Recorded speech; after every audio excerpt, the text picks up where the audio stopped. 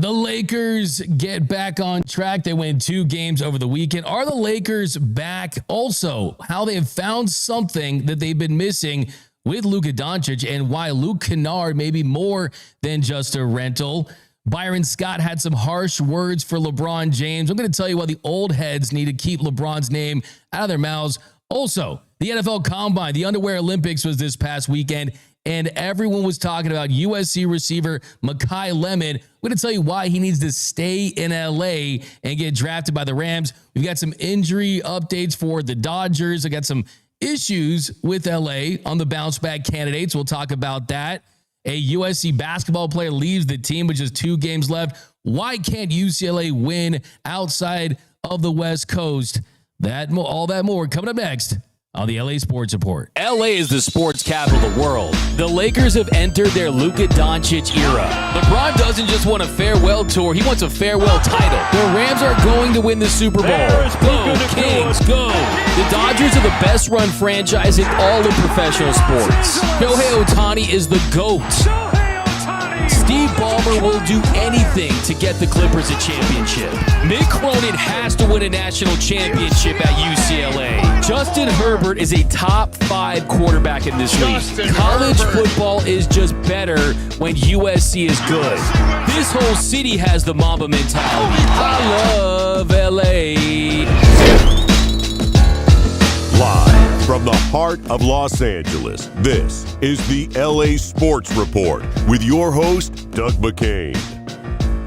What is up, Los Angeles, and welcome to the LA Sports Report. My name is Doug McKain. I've covered LA sports for over a decade. I'm loyal to the soil. You can follow me on X and Instagram at DMAC_LA. And if you're new to the channel, new to the show, this is the LA Sports Report covering all things LA sports. You might know me from the Dodgers or the Rams. We talk a lot of Lakers, a lot of UCLA, a lot of USC, Chargers, whatever they're talking about in the world of LA sports. We're going to be talking about it here.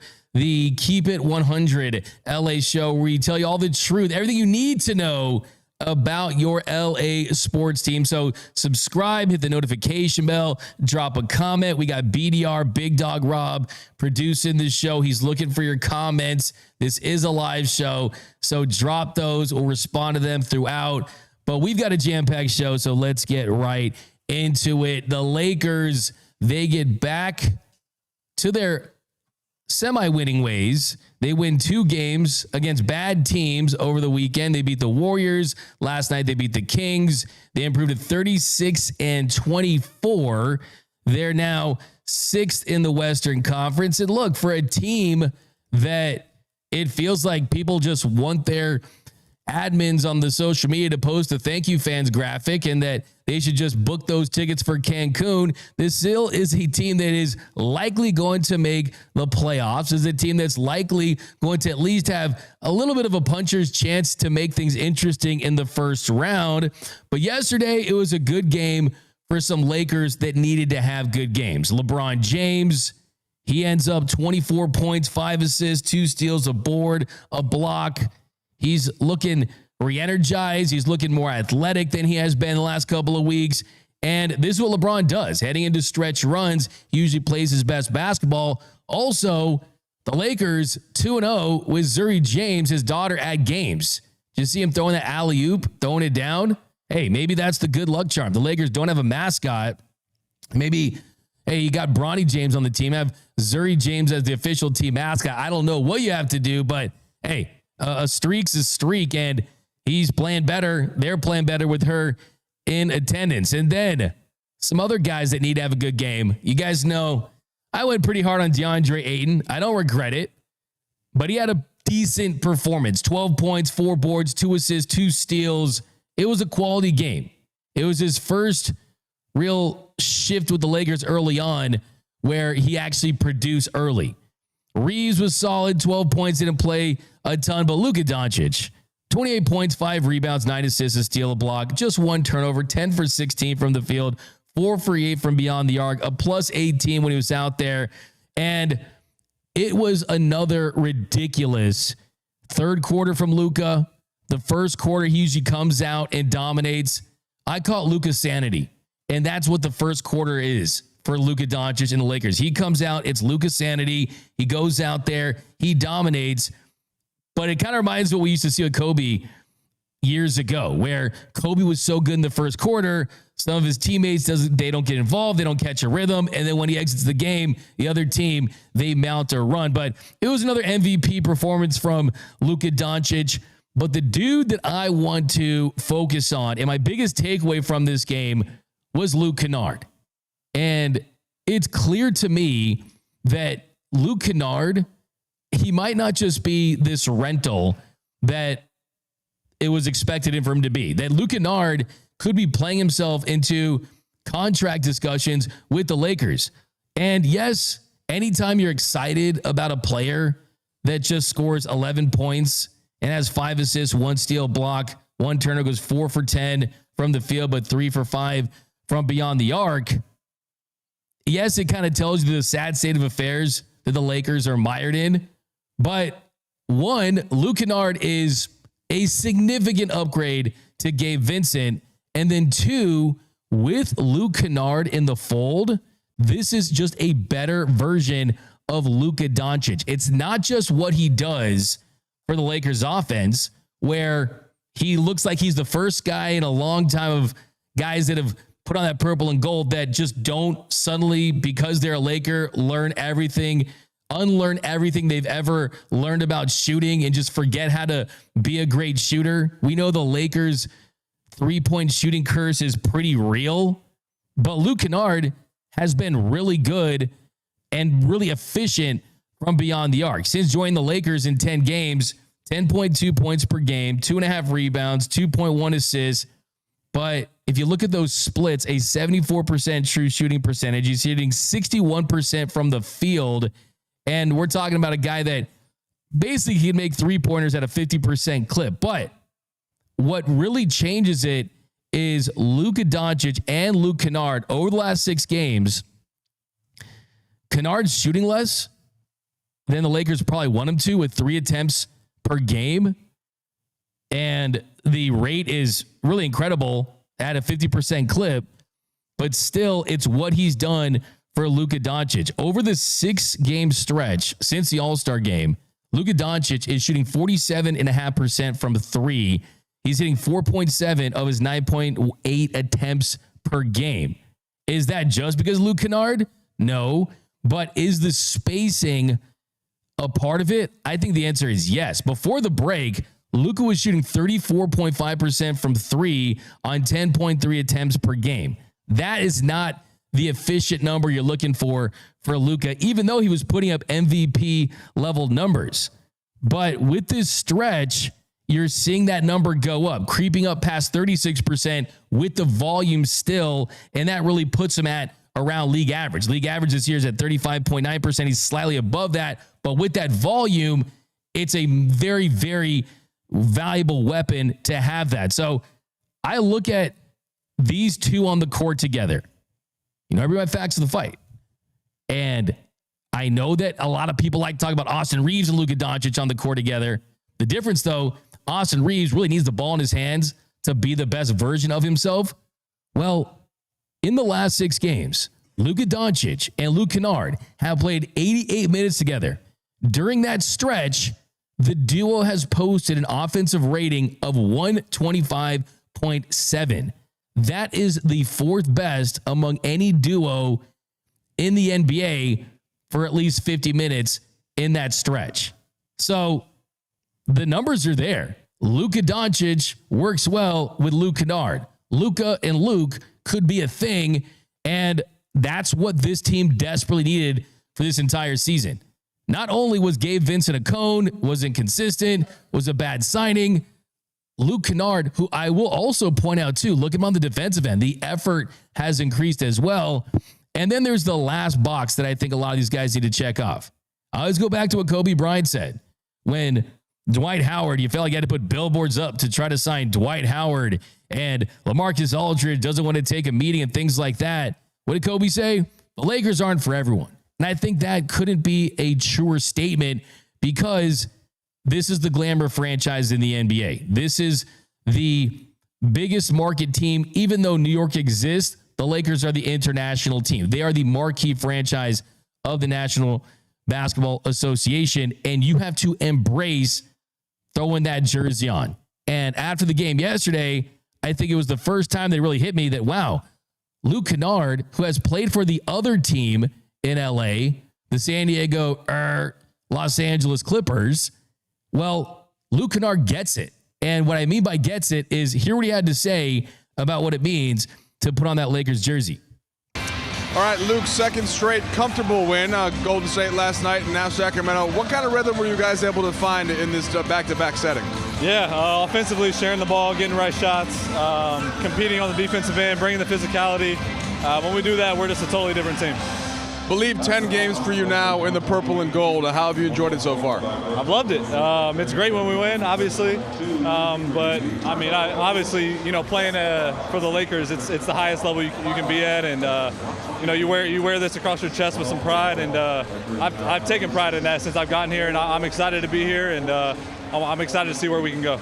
You're just under 50% from three. You know, that's nothing too new for you. I know you pride yourself on that. But as you said, when the Lakers traded for you or acquired you, you're a lot more than that. Attacking off the dribble, making the right play, keeping the chain moving. How has that all been going so far as you played with the Lakers? Yeah, it's great. I mean, these guys have built confidence in me since I've gotten here. They told me, like, you're not just a shooter. We want you to make plays when you can and be aggressive. And, you know, I feel like playing with these guys, I mean, they make you look great out there. Some of these, like Luka, Bron, AR, like, they obviously cause a lot of attention. And I'm just excited to play off of them and do what I can. But so far, I feel like I fit pretty well. All right, last one for you. What do you take out of this weekend, or I guess this back-to-back setting that you now try to push forward as you guys make a final push to get to a playoff spot? Yeah, I mean, it's just that. Obviously, cleaning up the things we need to work on. But we're getting down to it. I mean, we're getting to that last push of the year, and every game, every day is an opportunity for us to get better as a group. And I think we've done that the last couple games. Obviously, a couple games before that, some tough losses, but we did some good things. And we're going to build off of that and see where we can go. Appreciate it, Luke. Appreciate you. Listen to what he said there. I wear this across my chest with pride. Being a Laker is the highest level you can get to as a basketball player. That's music to my ears. I did not have me wanting the Lakers sign a Duke player on my bingo card for 2026, but I'm in. I like the partnership, the on-court chemistry with Luka Doncic, and he's not someone that you're going to have to necessarily break the bank to go and get. His projections, you see anything from $10 to $13 million on a 2 to 3 year deal potentially. You can utilize that mid-level exception, could use some cap space, things like that. So, hey, I'm just throwing out there that, hey, this is Hollywood, and he understands that this is an audition. And so far, I think he's done a really good job impressing in that audition. And I don't think that he's at the point where you say, okay, we're done auditioning other people for the role, but he's getting a call back. He's definitely getting a second audition, a third audition. He's definitely making it a conversation for the producers of the show, of the movie, to say, hey, I kind of want Luka Doncic as a role player, as a supporting cast member for Luka and Luke Kennard. So I was really impressed by that. All right, before we switch to the combine, we did get some breaking news, and we'll hit on that in a little bit because, of course, this is the LA Sports Report. Hockey's a great sport, and the Kings, they fired their coach, their head coach, and we'll talk about that in a little bit. So we'll get into that. Jim Hiller is gone. I went to a Kings game a couple months ago, and if I'm basing fans yelling at the team as the barometer for how they felt about their coach, they really wanted him gone. And this feels like it's long overdue. But I do want to play this clip from Byron Scott.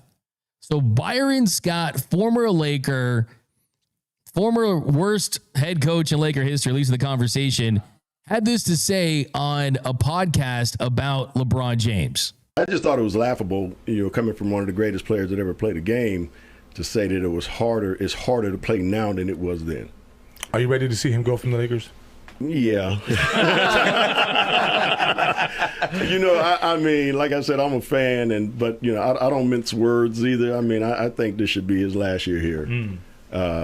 Not in the NBA, just here. No, just here. Okay. I really. You don't got to go home, but you got to go. It's Morris Day. You know what I'm saying? You don't have to go home, but you got to get the hell out of here. Okay, so let's unpack this. And first, let's talk about Byron Scott saying that he had an issue with LeBron James saying it's harder today than it was in the past. Look, we always know this is going to be the conversation. Everyone's going to defend the era that they played in. And yes, there was a more physical style of play in the 80s and the 90s. And today we know there's more spacing. There's different fouls and different officiating. The pace is also extremely more intense. We're going up and down the court at an increased rate. So look, there are ways where the old style was difficult, and there's ways where the new style is difficult. One of my favorite things is multiple things can be true. And the truth is that top to bottom right now, like the worst player in the league and the best player in the league and everything in between, there's just more quality basketball players today than there were in the 80s and 90s. Now, do I think that those players would still dominate in this era? Do I think that Magic Johnson, Kareem, and Michael Jordan, Larry Bird, and the great players in that era, Charles Barkley, would they have success now? I do. Do I think that Steph Curry, if he shot the way that he shot throughout his career, would be great in the 80s and 90s? I do. I think great is great, and that DNA finds a way to adapt and evolve based on the style of play. But the issue I have here with Byron Scott and all of these older heads that every time something gets said, they have to react strongly, is these old heads demand respect, but they constantly give out disrespect. And one of the reasons why Michael Jordan said that he wanted to be involved with NBC, and yes, it was basically one long interview with Mike Tirico that they chopped up, was Michael Jordan said the number one reason why he wanted to get involved with NBC and just kind of be a voice today, which we haven't heard from MJ in a long time, was he wanted the current generation and the older generation to stop just throwing shade and disparaging and discrediting the current generation. Like LeBron gets a lot of hate. MJ gets a lot of credit. A lot of the MJ stands, you're not going to convince that LeBron's better than him. And then the GOAT, LeBron James fans, you're not going to convince them that MJ is better than him. That's not going to change. But what MJ wanted was, hey, let's just stop the disrespect. The truth is, both are great. Both are in the conversation. Both are sitting at that table that I really think includes just a couple of chairs. I think at the GOAT table, there's MJ, there's LeBron, there might be Kareem, and that's it. It's just those three guys.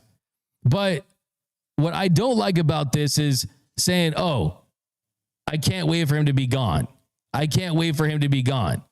That, hey, LeBron James, hey, he's gone, right? Byron Scott was never the best player on a Lakers team that won a championship. LeBron James was. LeBron James has done more for the Lakers than Byron Scott ever did. LeBron James this year probably is better than Byron Scott ever was throughout his career.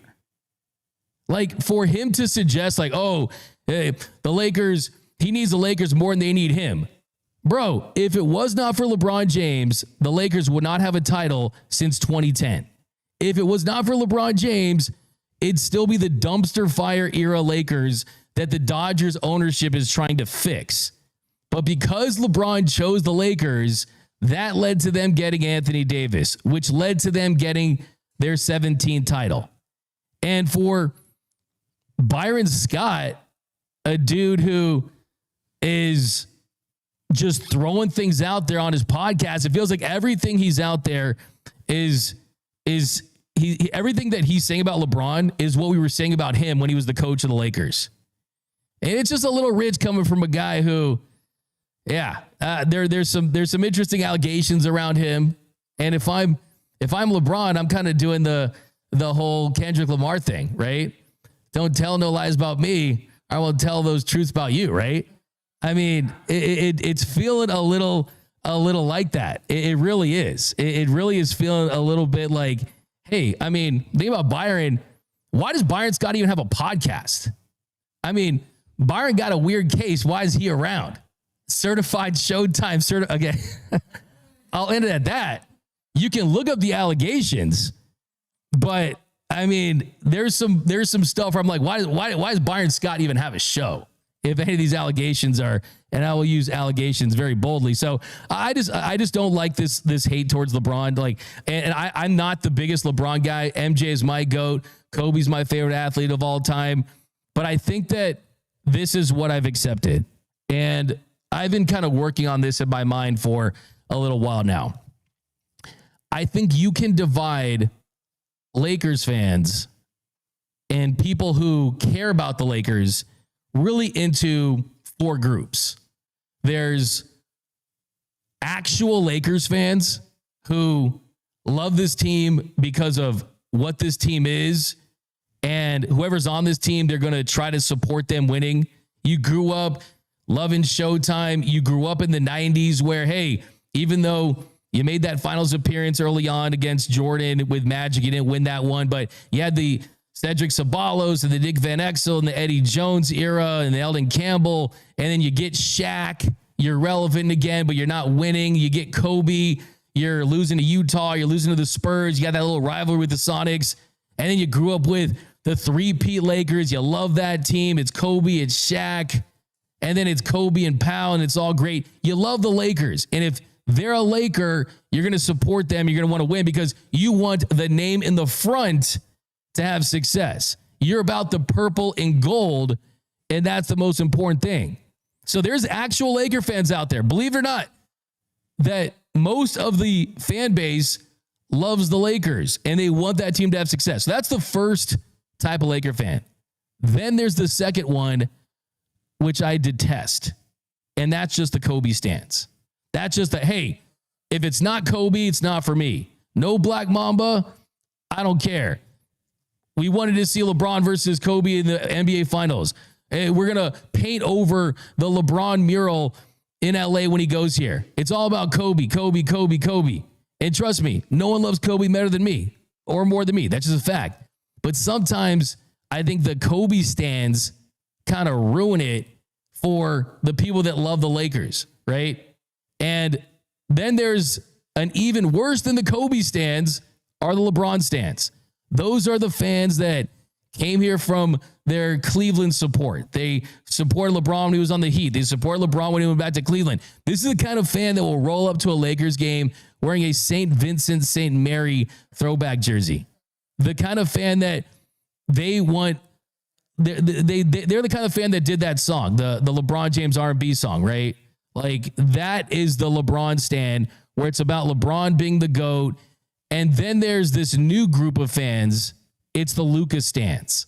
It's the Dallas Maverick refugee fans. They only root for Luka's success. So I really think that's the 4 fans at this point. Actual Lakers fans that have supported every era, that support this team no matter what, no matter who's on it. They just want this team to win. Kobe stans who are toxic, LeBron stans who are toxic, and Luka stans who I'm just getting to know. They're not as toxic, but that's, to me, those are the 4 different types of Lakers fans. All right, we got some comments here from Adam Hurley. JJ's a terrible coach. He's got Luka, LeBron, and Austin, and they have more good role players than people realize, and he can't beat anybody worth mentioning. They should be a contender. This from Akunaman says, MJ didn't win until 1991. What about 1984 to 1990? Scott was badass. 1989, the best player on the Lakers that year. I mean, Byron Scott was a good player. Byron Scott definitely had some really good years with the Lakers. There's no doubt about it. But I don't think there's anyone on any planet that would ever say that in any way, shape, or form, he was the best player on the Lakers. I mean, that's just absurd. I mean, the thing about Byron Scott is he was the best kind of role player for sure. But, I mean, the truth is about Byron Scott, I mean, you look at his career, 3-time NBA champion, NBA all-rookie first team. I have as many all-star game appearances as Byron Scott. That's 0. So don't tell me that. That's ridiculous. Byron Scott. So if Byron Scott was the best player of the 1989 Lakers, I mean, that really doesn't mean anything to me because the 1989 NBA champions, you look at that team and what ended up happening that year, right? They lost. So it was the Pistons that won the championship that year. And I still find it hard to believe. I mean, Joe Dumars was fantastic. We got Lagon, LOL. D-Mac, how about the LA Kings? We got Justin Lama say, D-Mac, we should change the name of the podcast to the HLSR, the Hollywood Lifestyle Sports Report. I love it. Justin Lamas is obsessed with the terrible career of Anthony Rendon, and I'm here for it. All right. You know what time it is. Play my song. Just ram it. We are talking some Rams, Ramily. The combine over the weekend was in play. And as I told you on Friday, the combine's a little different for the Rams because the Rams don't send Sean McVay. The Rams don't send general manager Les Snead, but they do send personnel that they do trust. And they did have a meeting with Makai Lemon. They did have a meeting with Jeremiah Love. But I want to start with my guy, Makai. If you've been watching my show here, my other Rams show, I have bought all the stock, all the real estate on Makai Lemon Island. I've been pushing for the Rams to draft him for a couple of different reasons. One, Puka Nacua gets injured, but also Devontae Adams is going to have one more year with the Rams. Then they're going to need a number 2. 3, they don't have a number 3 receiver. Also, I look at what the Rams did in St. Louis. You already had Marshall Faulk. You already had Isaac Bruce, and you brought in a Torrey Holt, who was the torchbearer later in that run. So I don't think you can give Matthew Stafford enough weapons. And a lot of people went into this combine weekend waiting for things to talk about, waiting for the negatives. It's always the weird stuff, right? Oh, Bryce Young was... he wears shoes that are too highly stacked to try to hide his height. Oh, you've got the edge rushers, Ruben Bain, his arms are too short. Well, one of the big takeaways this weekend was some people did not like Makai Lemon's interview in his press conference where they were saying his behavior was bizarre, that his eye contact, that he looked like he was an assassin out there, whatever it may be. Here, you give a listen, and you tell me what you thought of Makai Lemon's press conference at the NFL Combine. Because I already wanted him. Now I want him even more. And you'll see why. You know, this game very serious. You know, it's the way I feed my family.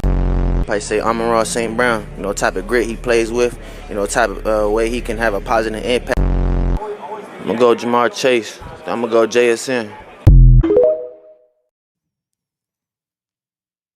So he did in-person interviews with the team, and there was a report out there, and this report is from Braden Fajoko, a former Steelers linebacker, who said, I talked to a scout just now who said he didn't know what Makai Lemon's motive was behind his combine interviews, but whoever advised the kid needs to be fired.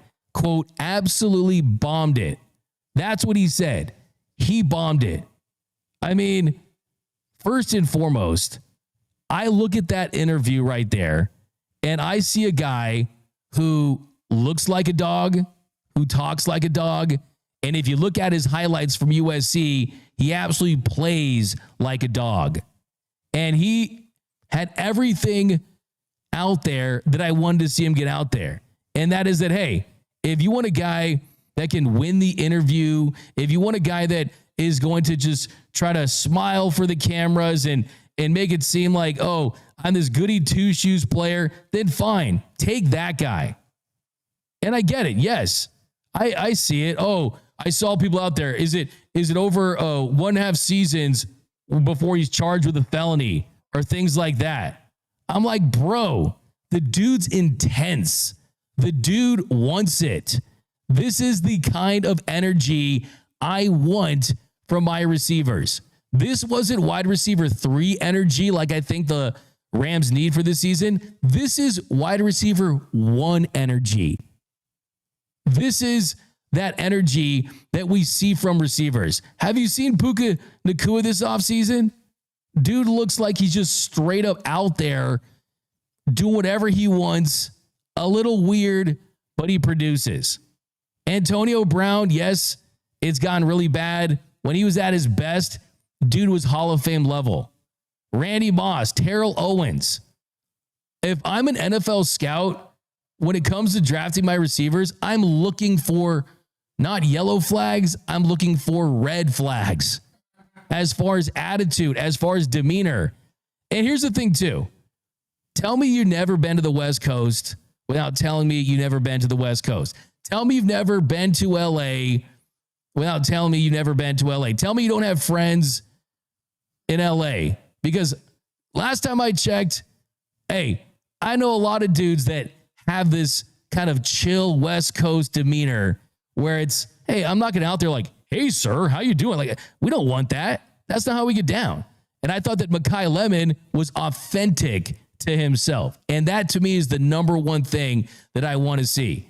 Everyone's out there lying on their resumes. I always cringe. When you go to LinkedIn, it's like, I did this weekend for this. It's like LinkedIn's the worst.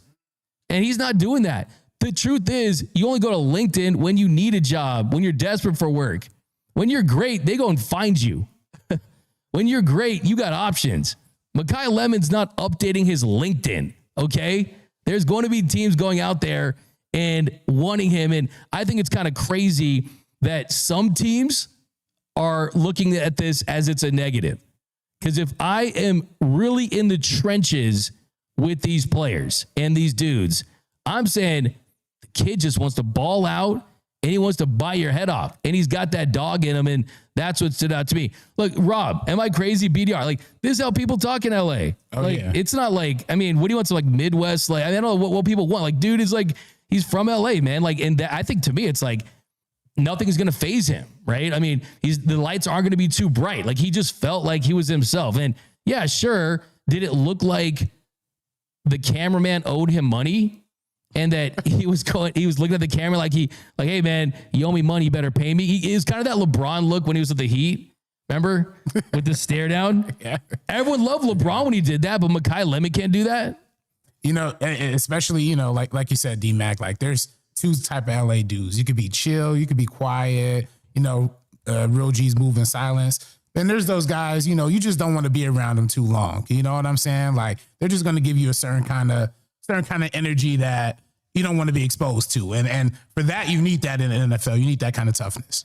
No doubt about it. And I think too, it's like, why would you, I mean, I think the NFL is always like the combine's always kind of hilarious, right? You're looking for negative things. And I almost think too, if I almost want this guy, I'm almost saying that he bombed it just to scare other teams off, right? Because he's kind of in that spot of the draft where he could go anywhere from top 10 to top 20. And when you're kind of in that range, you're in that scare tactic zone where teams are hoping that you think they're negative just because they know they want to take him. So yeah, I mean, I thought it was hilarious too. I mean, I look at Deshaun Foster's interview a couple years ago where he gets trolled at the Big Ten Media Day. And I say, that's a bad interview because he wasn't being himself. And he just didn't have like a vision or anything like that. And here's the thing too. Hey, maybe he was a little nervous, right?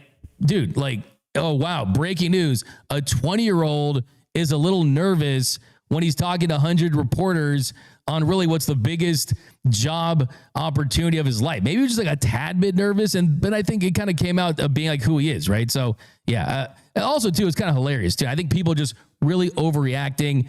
I hope he stays in LA. I think that Sean McVay, the number one thing about McVay, if you guys saw the player polls, is that Sean McVay, he gets the A+. He's the coach that everyone wants to play for. He's the guy that Baker Mayfield hated football, made him fall in love with football again. OBJ, New York to Cleveland, really wasn't passionate about the game, and those are his own words. OBJ loves Sean McVay. McVay got the most out of him. I think Sean McVay's ability to connect with guys, I think, is part of his biggest strength.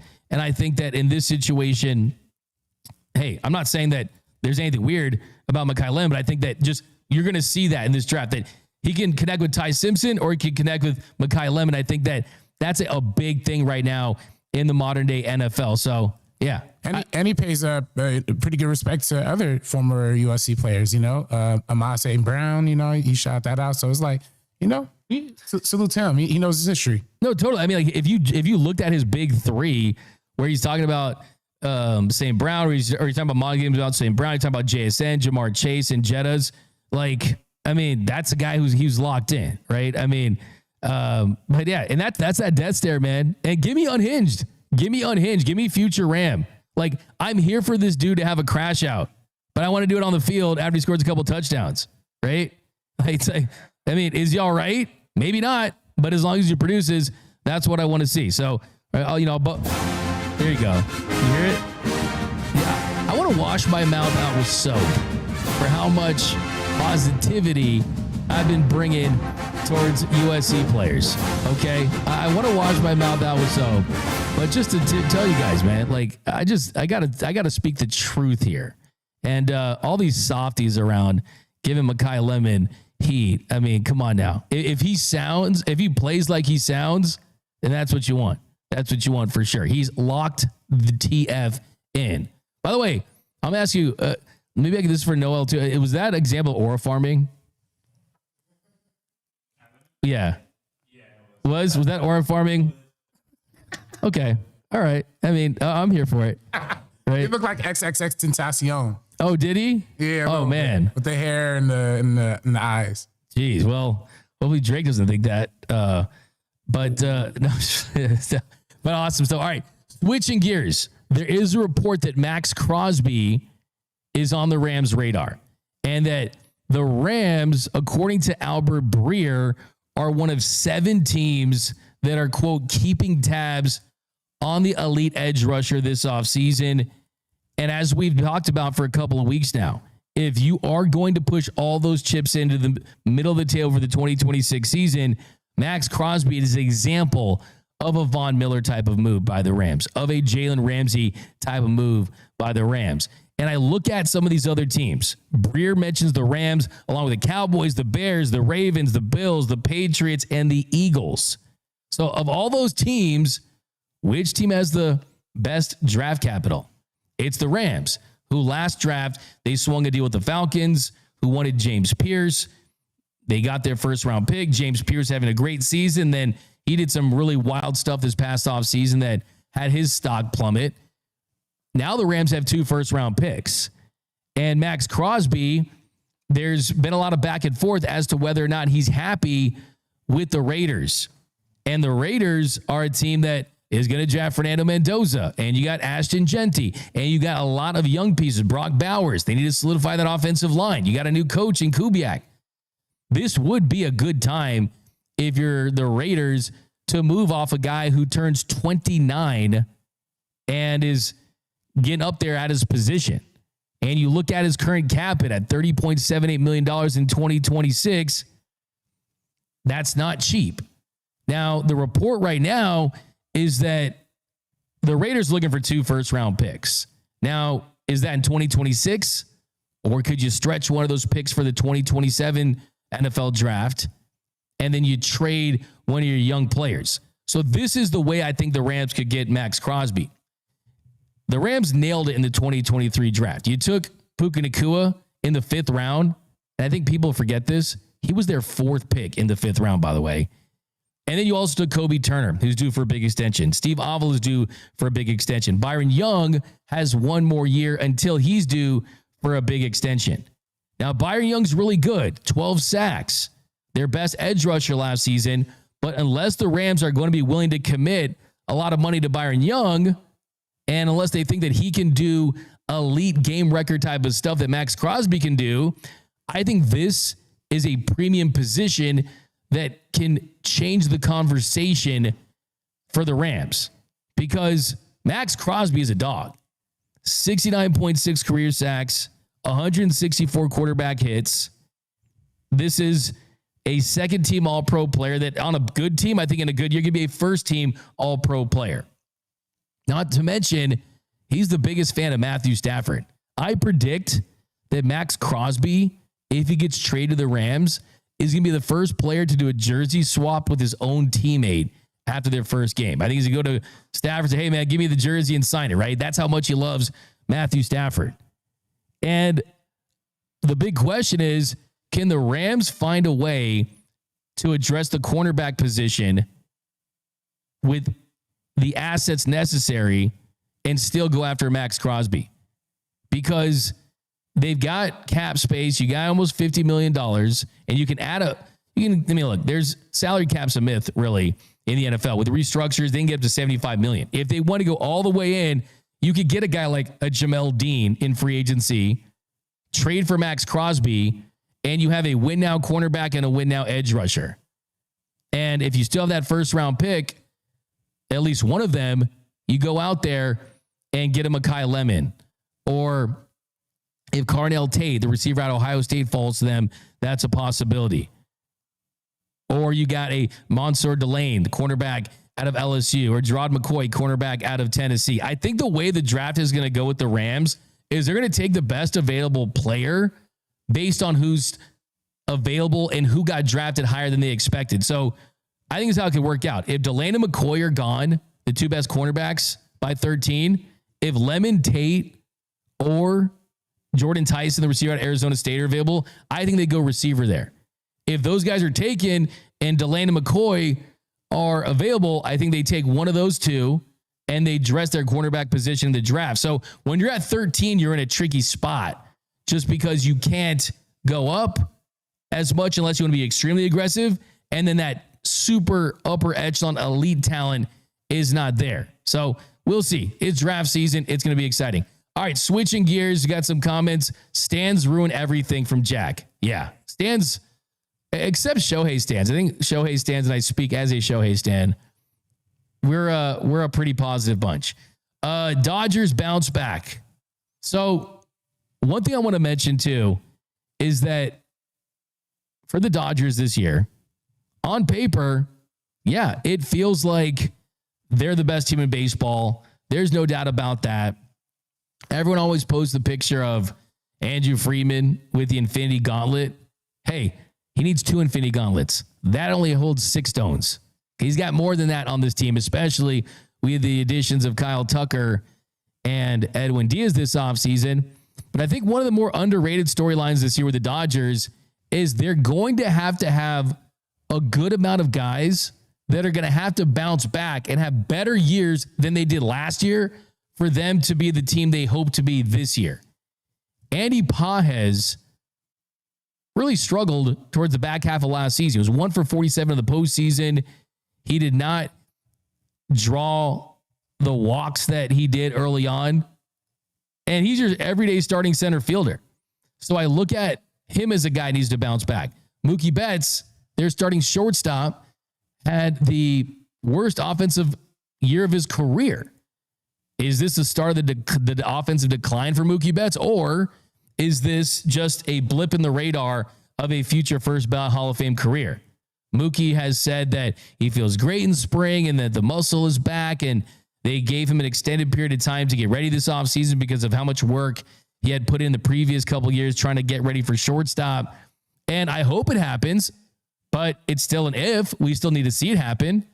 Freddie Freeman, last season, a 141 OPS plus, still all-star numbers. But the 2 years before that, he was putting up MVP numbers. Max Muncy dealt with injuries. When he was on the field, he was at basically a 30 home run, 100 RBI clip. He's missed significant time. The oblique has given him problems every year. It feels like he's 35 years old. He needs to have a better year. Tommy Edman, coming back off of right ankle surgery, down year offensively, was a below average bat, missed significant time. He needs to have a better year. Teoscar Hernandez, he didn't make the All-Star team last year like he did in his first year with the Dodgers. He struggled in the outfield dealing with that groin injury. His offensive prowess really dipped in his second season where he was just a above average bat. Here's the truth about Teoscar Hernandez. If they want him to be All-Star Hernandez again, he's going to need to perform at a much higher and consistent level and see those walks get back, see those power numbers start to surge again, because if he put up the numbers he did in his second year with the Dodgers, in his first year with the Dodgers, he wouldn't be a Dodger. Same thing with Tommy Edman. And then you look at the bullpen. You can look at Tanner Scott, led the league with 10 blown saves, signed a $72 million deal. He needs to bounce back. You look at Blake Trinan, struggled mightily, had his worst year as a Dodger last season with the injuries. He needs to bounce back, and they're expecting him in high leverage situations. You've got Roki Sasaki, who still hasn't established himself as a starter. So it's kind of wild to think that the Dodgers are ruining baseball, and the Dodgers have this roster where they're going to go 162-0, but the true ball knowers, the people that really follow this team, or the fans of other teams that understand how their team performed last year, why doesn't anyone ever mention the fact that they won just 93 games? No one was saying they were ruining baseball in the lean summer months when they were in full-blown World Series hangover mode dealing with injuries, right? I mean, the truth is that most of their roster needs to be better than they were in 2025 for them to be the team that's going to win 100-plus games and win their third straight title. So for everyone that just wants to have those rings fitted and schedule the parade, it's baseball. It is the highest variance sport. It's not going to be easy to win a third straight title. There's a reason why it hasn't happened since 2000, and before that hadn't happened since 1972 to 74 with that A's team. The reason why only 2 franchises have three-peated. The Yankees had a 4-peat and a 5-peat. The A's had a 3-peat. Yankees had another 3-peat. It's only happened a handful of times. So, yeah, these guys need to step up if they want to accomplish their goals. I think for the bounce-back candidates, the one that I have the most confidence in really is Mookie Betts, just because Mookie just finds a way to figure things out. If he's got to call JD Martinez, if he has to work with Yada Sensei, whatever he's got to do to get himself right, he's going to figure out how to get himself right. I have no doubt in my mind that Marcus Lynn Betts is going to put together a better season this year at the plate. And then after that, though, I have a lot of doubts. I have a lot of doubts in Andy Pages. I have a lot of doubts in Tommy Edman. Tommy Edman has really never had an offensive season as good as Chris Taylor. In the regular season, the most home runs he's hit was 13. This Tommy Tanks thing was a Dodgers phenomenon. So we'll see how it goes.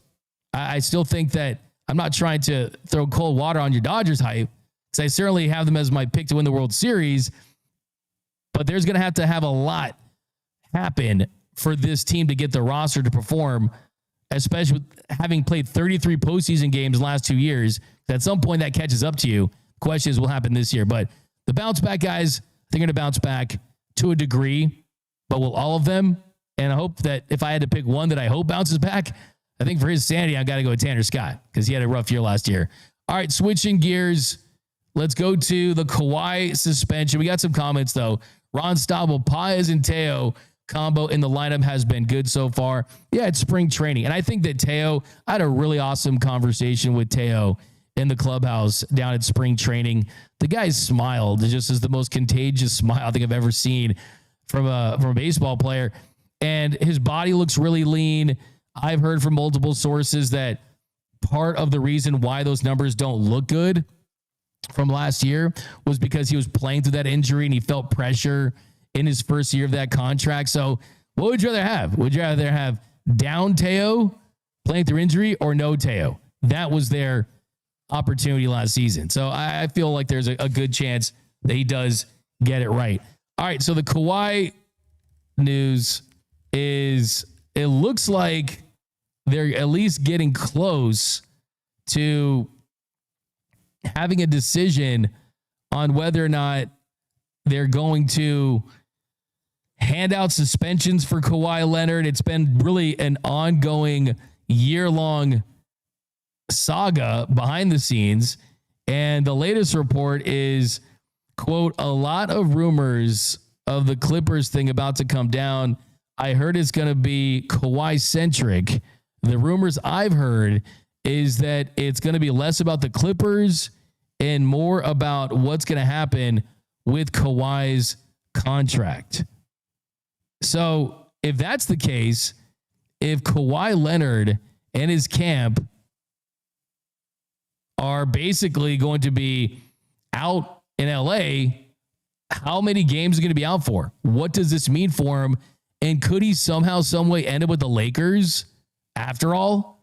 Because if he can't play for the Clippers and he wants to stay in LA, don't the Lakers make the most sense? I mean, we'll definitely get all the details. We'll see how egregious it was. We'll see how important it was to their salary cap circumvention. But wouldn't this be kind of hilarious if, after all, somehow, some way, he ended up with the Lakers? Could you imagine that, BDR? Hey, man, that'll be the ultimate betrayal. You know, as Clipper fans, we won't be happy, you know? Hey, my conspiracy theory, I don't know if we got the music anymore, is that James Harden, he snitched on Chris Paul. And that James Harden, he influenced Lawrence Frank to get Bradley Beal, and he sabotaged his team so he could get out. Maybe he's the guy behind the tree situation. But we'll see. It's kind of one of those things where he's such a high-profile guy that there's going to be a ton of teams that if he were available, the fact that it's getting to the point where he could actually face a suspension is kind of wild to me. I mean, I thought that this was kind of going to die over and things like that. But here's some other details from USA Today. It says Commissioner Adam Silver will ultimately determine whether discipline is warranted. Potential penalties, if violations are found, could include fines up to $7.5 million, loss of draft picks, suspension of team officials, or even voiding Leonard's contract. No findings have been announced. So the Clippers are trying to do anything to kind of get past this, and we'll see just how dramatic this is going to be, because we know that financially, Steve Ballmer is the richest owner in the NBA, that financially no fine could really hurt him. I think what they should do, if they are guilty, is the fine really should be that Steve Ballmer can't be at a Clippers game for the next 2 years. Like, let's be honest. That would hurt him. You think that you pay, like, think if there's all this talk, World Series ticket prices, the National Championship game ticket prices. Every time there's a championship game, the Super Bowl ticket prices. Can you imagine if Steve Ballmer was banned from Intuit Dome, how much he would pay for a courtside seat? The dude would drop like a cool billion just to see a Clippers game. I feel like they cut to him more in the broadcast than they cut to Ty Lue.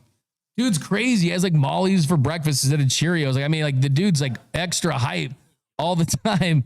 And yeah, we should have a segment called like the 50th minute where we get really crazy with the things we say. But this is also from the piece. It says, Leonard registered KL2 Aspire in November 2021. His reported $28 million endorsement contract with Aspiration began in April 2022. By December of that year, Aspiration was facing financial trouble.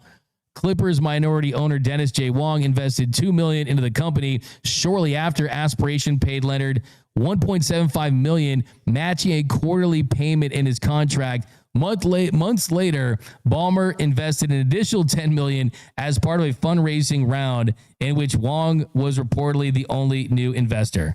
Wow. All these dudes, a fake tree company. These guys need to make like a tree and just leave the NBA, because this is shady stuff. You hate to see salary cap circumvention. It's very serious. The question is, though, would the Lakers look dirty if they took in Kawhi Leonard? I don't know. That's a kind of a wild one. I think the fact that like it's financially related, no one really care. I mean, Lakers fans just want to win. So I'd take Kawhi. I'd take the claw in purple and gold. I don't care how. What do you think? What do you think, Noel? Do you think that Lakers fans would, you think that would look bad for the Lakers from an optic standpoint if he gets found guilty doing shady stuff, salary cap circumvention? But if they void his contract and he wants to continue his career, he's got to sign somewhere, right?